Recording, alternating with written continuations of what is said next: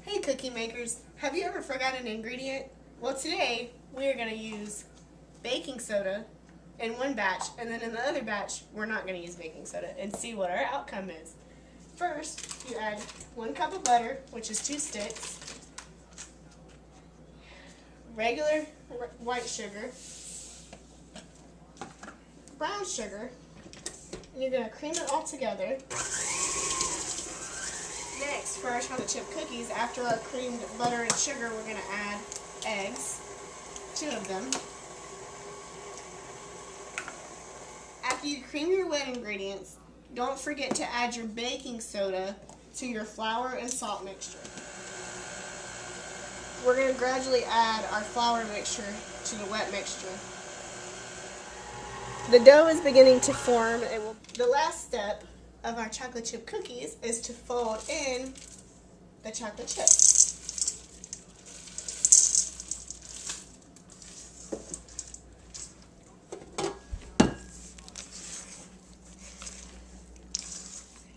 The last step is to drop rounded teaspoons of the cookie dough onto an ungreased cookie sheet.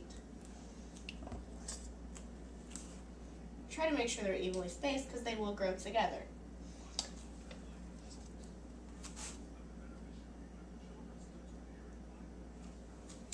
Then we're going to place them in a preheated 375-degree oven for 10 minutes.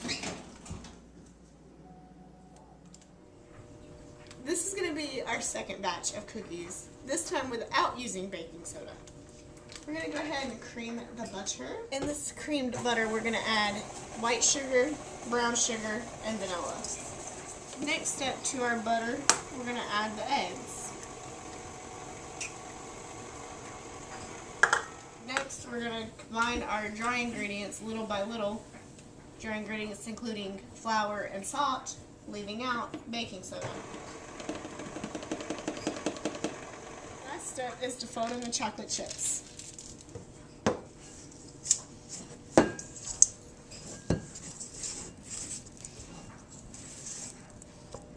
To demonstrate the reaction in chocolate chip cookies, we're going to mix baking soda and vanilla, which contains vanilla acid.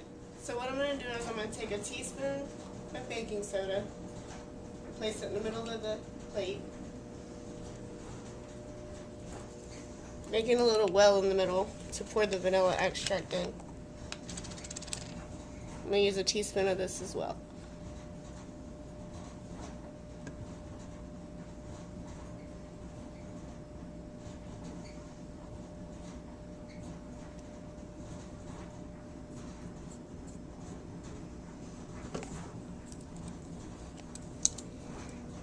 As you can see, it's not really doing anything except the baking soda is soaking up the vanilla acid. These 2 ingredients need heat to form the carbon dioxide bubbles. So what I'm going to do is place it in the microwave for 10 seconds.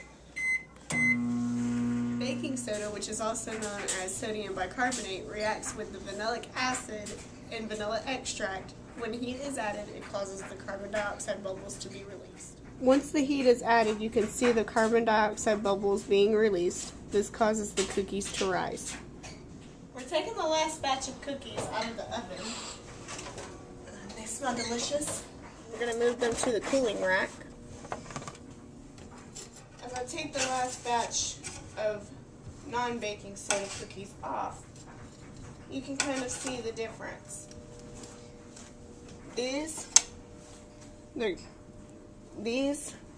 They're kind of hard. They're nice and soft. You can tell that the one with baking soda is bigger. They didn't bake as evenly. The bottoms still this one kind of looks the same. This one, you can tell the bottom got darker. But this one is hard. And then I left this one in. This is a non-baking soda one. For 12 minutes, whenever the recipe says 9 to 11, and this one for 10. You can see this one is really hard, but this one doesn't look done. And then this one is perfect.